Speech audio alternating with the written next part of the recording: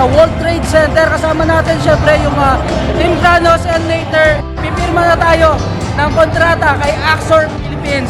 Syempre basta sinabing Axor, the rider's choice.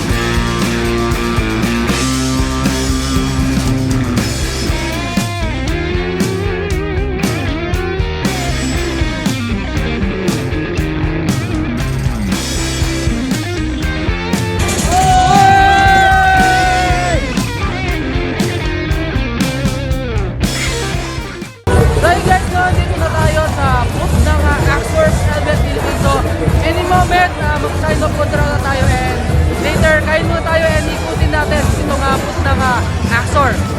Bakay tayo dyan! Grabe, bagay na bagay. Para sa'yo talaga yan.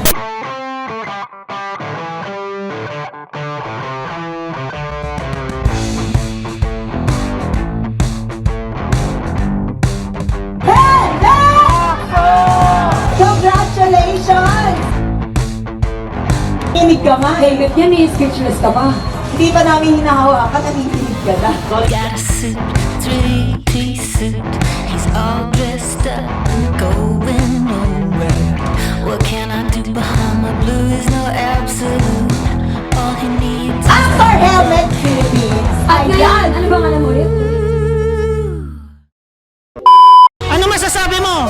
Ano na? Pumirma na sila sa Kranos. Sa Axor pala, sorry.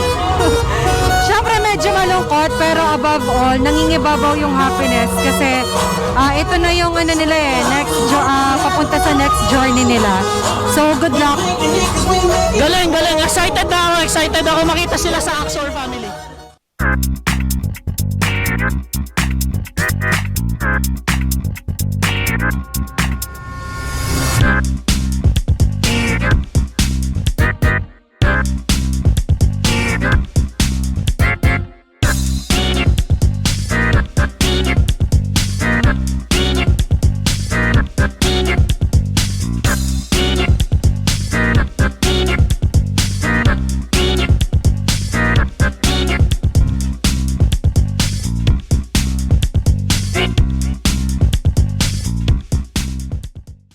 I can feel the blood creeping up from the heathens. Got will, got fight, got pride, got reason. If they wanna go eat, then you know I'm gon' feed them. If you're coming for me, hope you're ready for a demon. I got eyes in the back of my head, I'm seeing. Take me for granted and you know